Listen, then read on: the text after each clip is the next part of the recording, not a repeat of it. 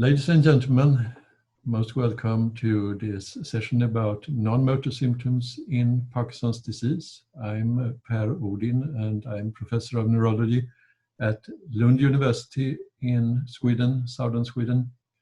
We are going to talk about recognition and management of non-motor symptoms. And what we want to reach is that to improve your capacity to recognize non-motor symptoms, to identify progressive non-motor symptoms in the patients, to identify non-motor fluctuations, and also to some degree to manage non-motor symptoms and non-motor fluctuations. So non-motor symptoms of Parkinson's disease are very important.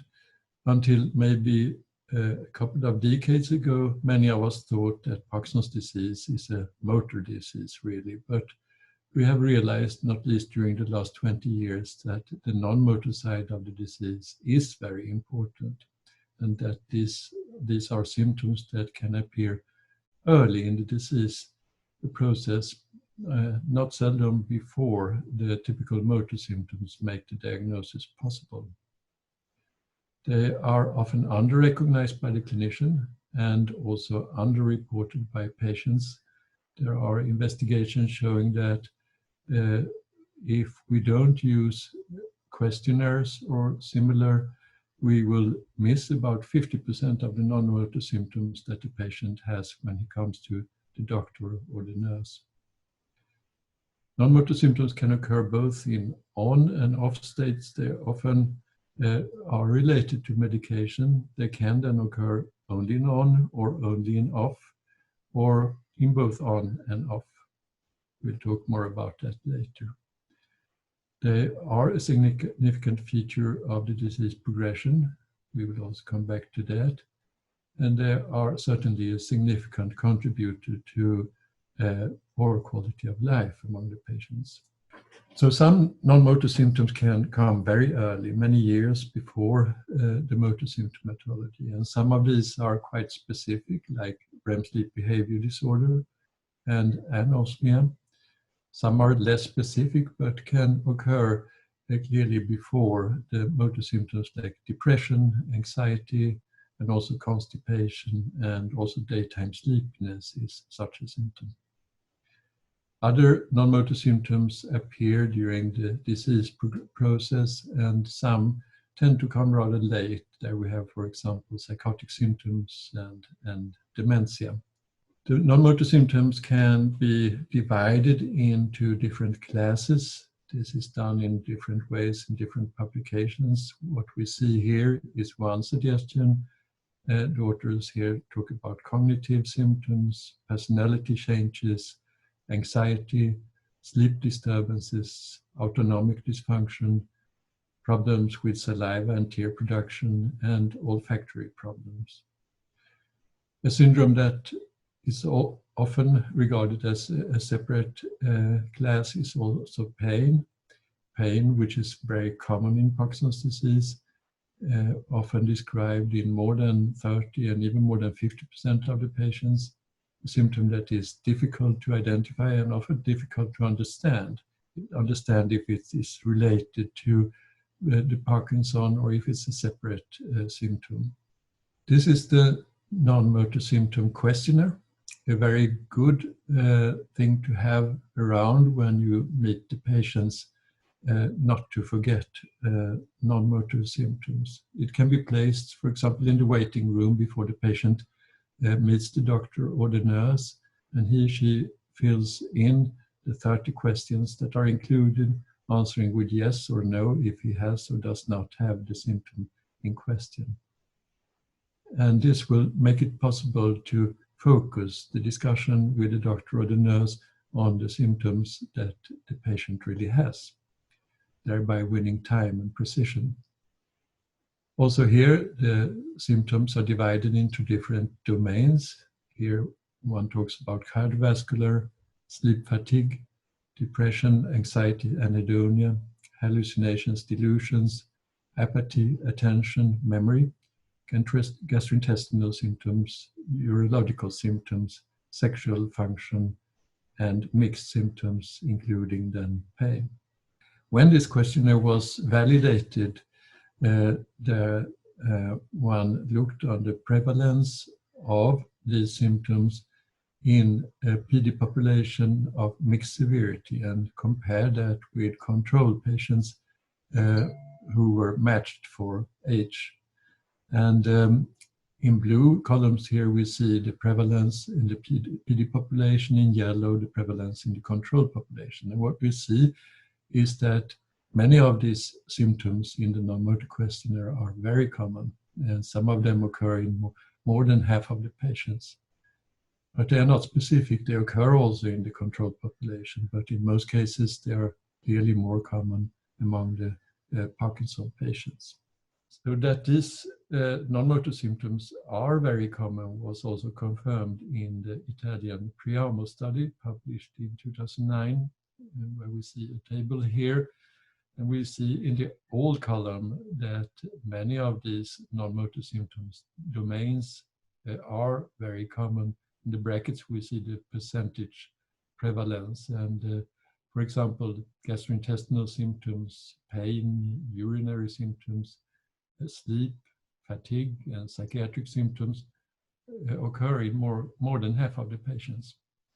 And in the column 1, the patients with hernia stage 1, as very early patients, we see that already then we have non-motor symptoms in many of them, like pain in more than 50%, and also psychiatric symptoms in more than 50% of the patients.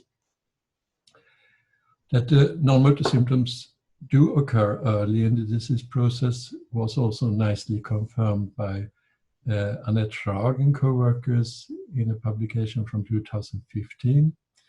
They looked retrospectively from the diagnosis date on the occurrence of different symptoms and signs earlier in the disease process up to 10 years back. They showed then that motor symptoms like rigidity and tremor often came during the last years before diagnosis, but when they looked on non-motor symptoms like depression, anxiety, constipation, insomnia, and fatigue, they were more common in the PD patient group here in red than in the control group in blue, up to 10 years before the diagnosis was set. These symptoms can come very early, and they can be very severe. On this slide, you see that in drug-naive PD patients and in early PD patients, between 30 and 40% of the patients have severe or very severe non-motor symptomatology, also already in the very early phases of the disease.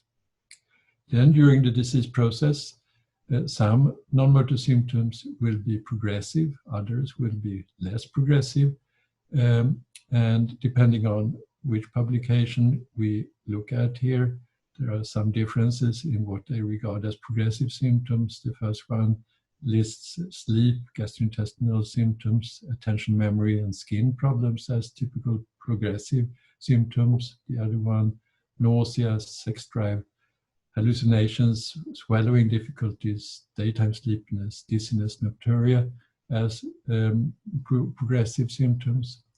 Less progressive in the first one was psychiatric symptoms, cardiovascular symptoms, respiratory symptoms. In the second publication, less progressive symptoms were delusions, sex difficulties, and weight change. But common for all these was that in all the publications that have looked on this is that the non-motor symptoms are closely correlated with health-related quality of life. Well, are these non-motor symptoms then constantly there? No, they are not. They are also fluctuating, like often the motor symptoms. We have non-motor fluctuations, and this was described and seen first with depression. Later one has seen that almost all patients who have motor fluctuations also have non-motor fluctuations. And a very common symptom that non-motor symptoms that fluctuates is fatigue. Very disabling fluctuations are seen with sensory symptoms and pain, for example. And these fluctuations, they are heterogeneous and they are complex. Sometimes they fluctuate in parallel with the motor symptomatology, sometimes, however, independently. So it is complex to understand and difficult to treat. Can we rate them? Well, we can use the wearing off questionnaire 19. That is one possibility. There is also a published modified version of the non-motor symptom scale that can be used. And there is also now the newly published MDS and MS non-motor symptom scale, which also includes non-motor fluctuations, questions on this. How shall they be treated, the non-motor fluctuations? Well, this is difficult, as we can understand.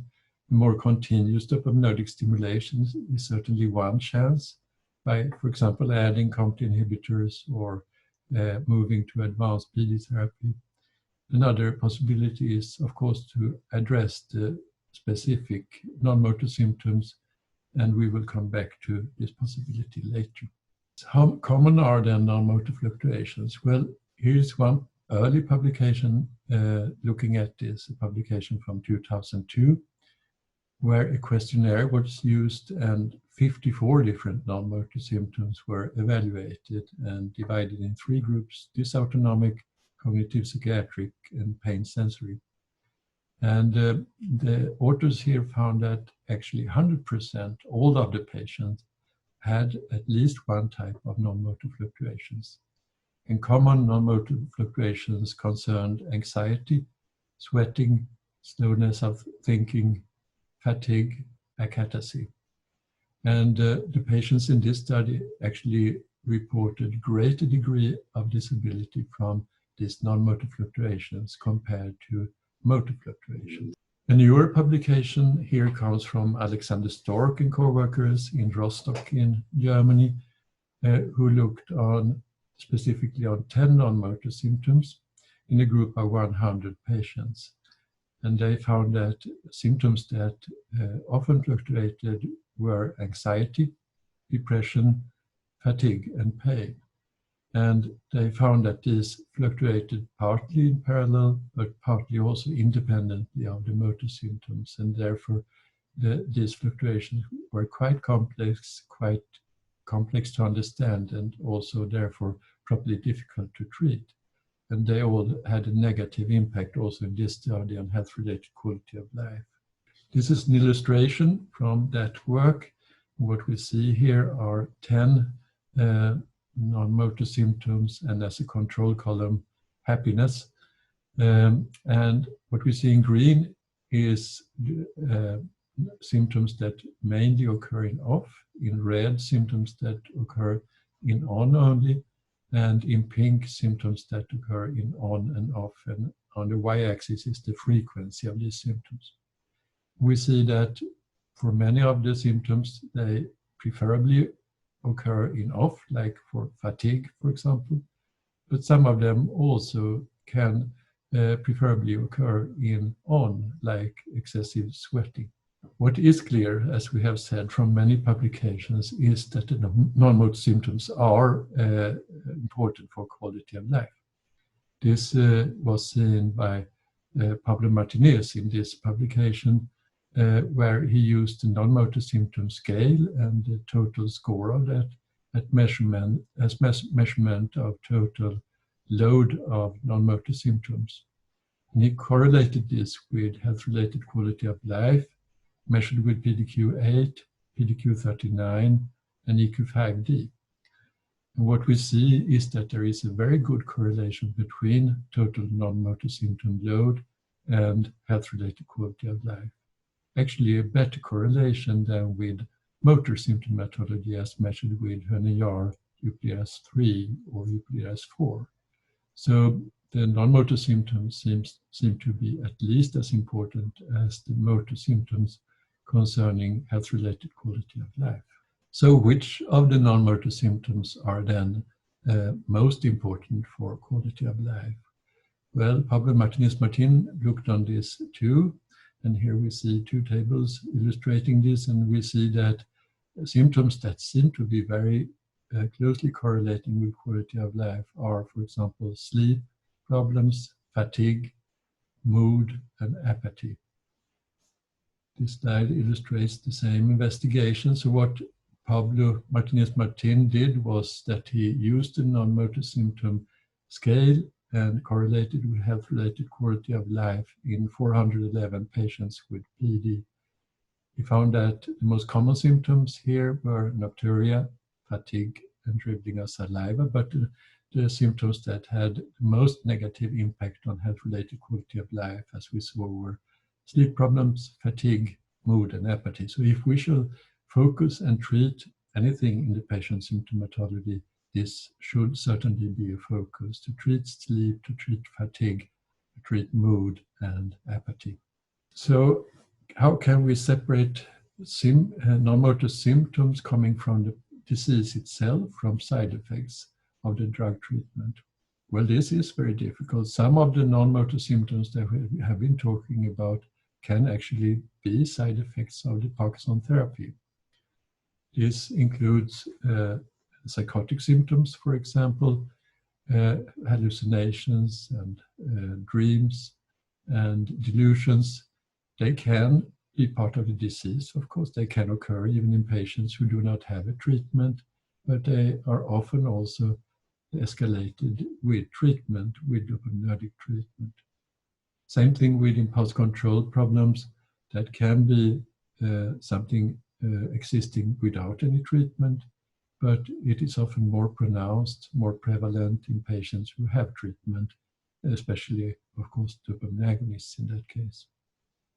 Dopamine dysregulation syndrome is probably something occurring mainly when we have a treatment, especially levodopa treatment. But sleep disorders, again, can be a symptom of the disease, but it can also be something that is aggravated by medication. Same thing with daytime tiredness. So what can we give as advice to the patients and the caregivers? Well, it is important to be informed about the non-motor side of the disease. It's important to be aware of that this type of symptoms can be part of the Parkinson disease. And they should therefore be reported to the doctor, to the nurse, so that one can try to improve the dopaminergic therapy and give specific therapies if necessary to improve these symptoms. And it is very usable to have the non-motor symptom questionnaire or some similar instrument to be able to identify these symptoms at the visit to the doctor. Next slide, please. So how can we treat the non-motor side of the disease? Well, it is important to realize that many of the non-motor symptoms also have dopaminergic mechanisms behind them, but there are also other neurotransmitters involved in some of them. For example, in anxiety and depression, we know that dopamine plays a role, but also noradrenaline, and probably also to some degree serotonin. So one can think about this when choosing treatments. One obvious first step is to improve the dopaminergic therapy, and this is often helpful not only for the motor but also for the non-motor symptomatology. And this is very nicely illustrated with the pump-based treatments for Parkinson, like the intraurinary levodopa infusion with duodopa or lesigon, and also the apomorphine subcutaneous infusion. With these treatments, when we move from oral treatments to these pumps, we often see very nice improvements of many non-motor symptoms. For example, we duodopa improvement of sleep, with apomorphine, not least improvement of mood and depression. So a first step is often to improve the dopaminergic therapy and make it more continuous. This is true also for the very advanced patients. This is a study on patients who were in HER stage 4 and 5 on what we often call late stage Parkinson's disease, the last 4 to 5 years of the disease. And in this study, one could show that about half of these patients still have a significant effect of L-dopa and dopaminergic therapy on the motor symptomatology. And many of them actually also had a significant effect of dopaminergic therapy on the non-motor symptoms, for example, on depression. And even among those who did not have a significant effect on motor symptomatology, there could be effect on the non-motor symptomatology, showing that it is very important also in very advanced patients to think about the non-motor symptomatology and to give a good dopaminergic treatment, to give enough dopaminergic drugs. Let's look on a couple of specific non-motor symptoms, and we will start with pain. Pain is often a big problem for PD patients, and it is a common problem occurring in 30%, even up to 80% of the patients. And there are many different types of pain that can occur in connection with Parkinson: musculoskeletal pain, dystonic pain, radicular pain, neuropathic pain, acatacy, central pain, gastrointestinal pain, and others.